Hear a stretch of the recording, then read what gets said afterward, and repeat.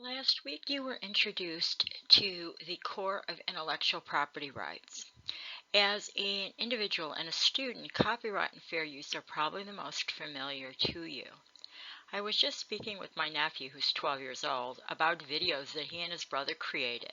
He mentioned he was able to incorporate other works into his work because of fair use. He didn't have all the details correct, but I thought it odd that a 12-year-old was invoking the fair use doctrine.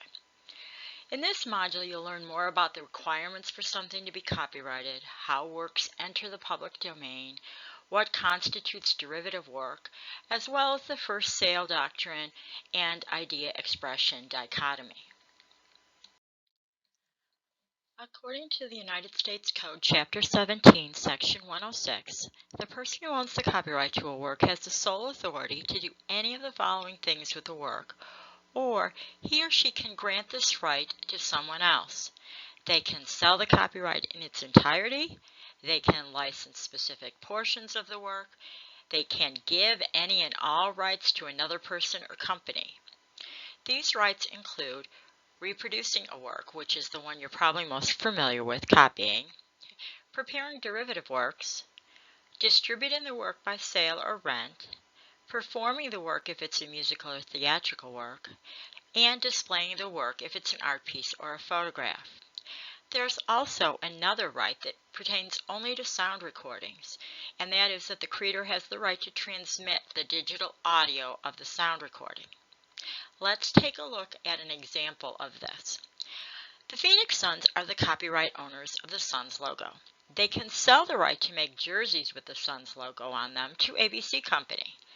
This constitutes a limited license authorizing ABC Company to create the kind of jersey with the logo in a specific place and being sold in the quantity and location that the contract specifies. This effectively means that the Phoenix Suns can have their logo on all sorts of products. If the product doesn't sell, however, the Suns have not lost any money, as they sold the license to create the product to another company. The other company invested their time and money creating the product, distributing the product, marketing the product, as well as, of course, paying the Phoenix Suns for the right to use the logo. As you can see, it's very lucrative for a company that owns a valuable IP to earn money on the item without having to do very much. There are only three requirements for something to be copyrighted: fixation, originality, and minimal creativity. Your text calls this work of authorship. Okay.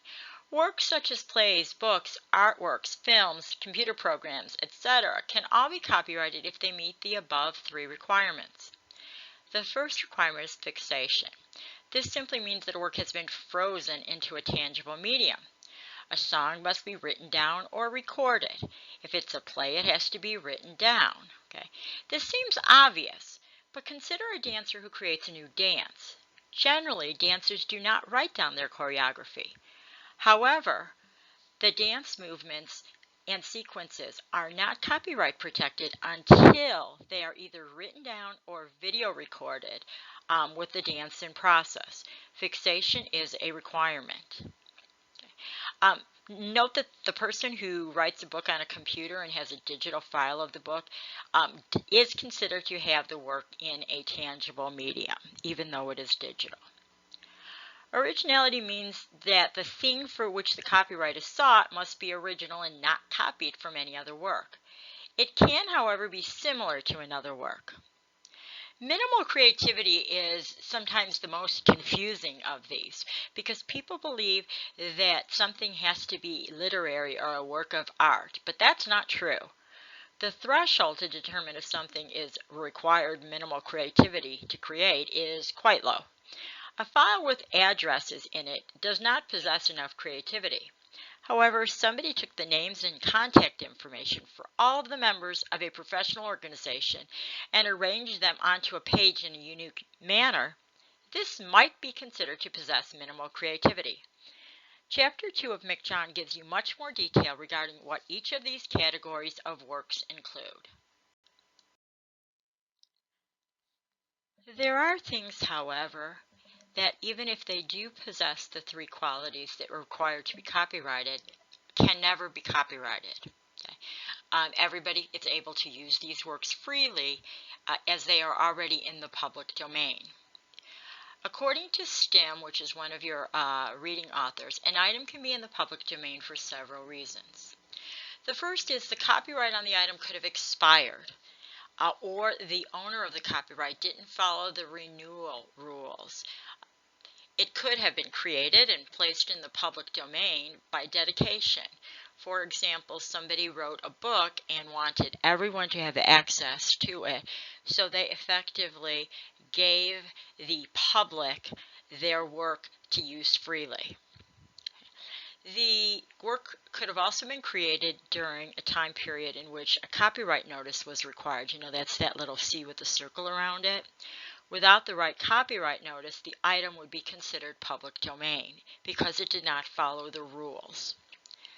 It also could obviously be a work that can't be copyrighted, such as a directory listing of names, such as the phone book.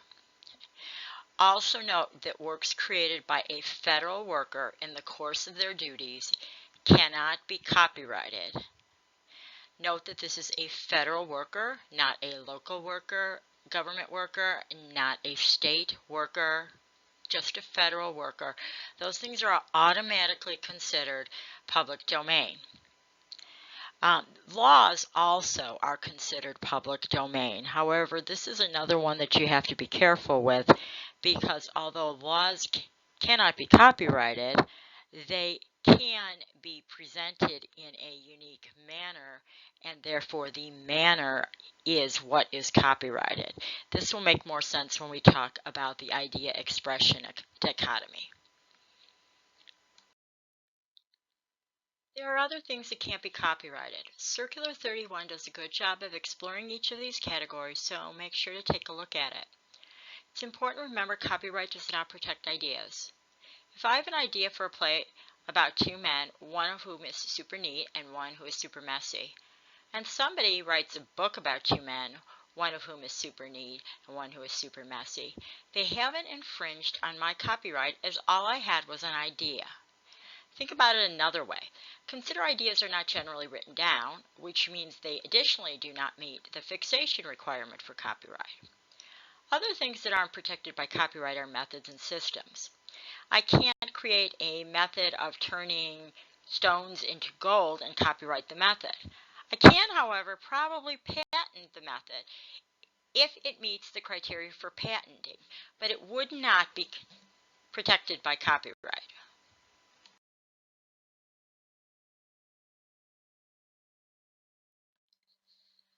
There are some things that can never be protected by copyright, and Circular 31 has a really good listing of these. Most of them are self-explanatory. There's a couple I want to talk about. The first is names of businesses and slogans. Those things cannot be copyright protected. But wait, you're thinking Nike's Just Do It. Nobody can use that without getting sued. Well, that is because slogans, names of businesses, names of products are trademark protected, and we will talk about that in Unit 6, but for right now, just know that it's not being protected by copyright. The other thing I want to talk about is listings of ingredients, and I'm going to give you an example on the next slide that I hope helps you understand it better. Listing of ingredients, such as the listing of ingredients for macaroni and cheese. 2 cups of milk, 2 cups of shells, 1 cup of white cheddar cheese is not able to be protected by copyright. However, the expression of the recipe, expression of the listing, is available to be protected by copyright. So, for example, at this URL, I found this recipe for shells and white cheddar. And the chef writes, in a medium saucepan, bring the milk and pasta to a simmer over medium heat. Cook for about 20 minutes, etc., etc. Okay. This is an expression of how this person makes macaroni and cheese, and therefore is not a mere listing of ingredients. Therefore, according to the idea-expression dichotomy, the expression, this recipe, is specifically protected by copyright. I know it's really confusing. There are some really good examples in McJohn, and we're going to keep talking about it. So let's take a look at this a little further. Ideas can't be copyrighted, but the expression of them can. So what does this look like? Suppose there's a story about a couple who secretly marry in the 1900s. One of them's Jewish, one is Irish Catholic.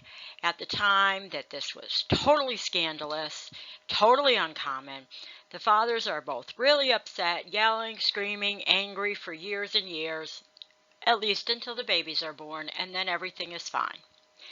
This is an idea for a story. This cannot be copyright protected. Let's get more specific.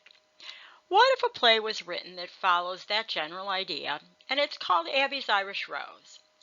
Then another playwright comes along and writes a play about the same idea called The Coens and the Kellys. The names of the characters are different than in Abby's Irish Rose. The descriptions are different. The dialogue is different. The sub-events that happen are different. The Coens and the Kellys is not considered infringement on Abby's Irish Rose play. A basic storyline and stock characters cannot be copyright protected. Both of these are ideas. A stock character would be like the overbearing mother-in-law. Many movies and plays have a character such as this, but her exact name, age, specifics are different. What about the big scary man who comes on stage and everyone is immediately frightened until they find out he is a teddy bear at heart? Another stock character. If you have an overbearing mother-in-law named Joan and you describe her in a certain way and the words that come out of her mouth, either on paper or in the movie play, are different, then she can be copyrighted. The courts received many cases of supposed infringement when all that was really copied was the idea. Items in the public domain are available for anybody to use or copy or transform. The major way that things become public domain is that their copyright term expired. Works can get there if the copyright owner also didn't follow the rules for renewal.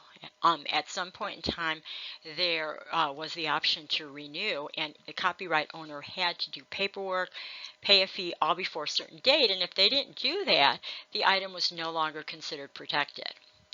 The same is true of the existence of the copyright symbol. Okay? During a specific period, the copyright symbol had to appear on a work or it was no longer protected by copyright. Another way something gets in the public domain that's not real common is a dedication. The copyright owner waives their ownership rights and dedicates the item to the public domain, thus making it available for anybody to use without asking permission. Okay. Federal employees also produce a lot of documents during the normal course of their duties. These are not protected generally by copyright. Okay. This only applies to federal workers, and there are some exceptions to it regarding logos, etc. Okay. Laws are also not copyright protected.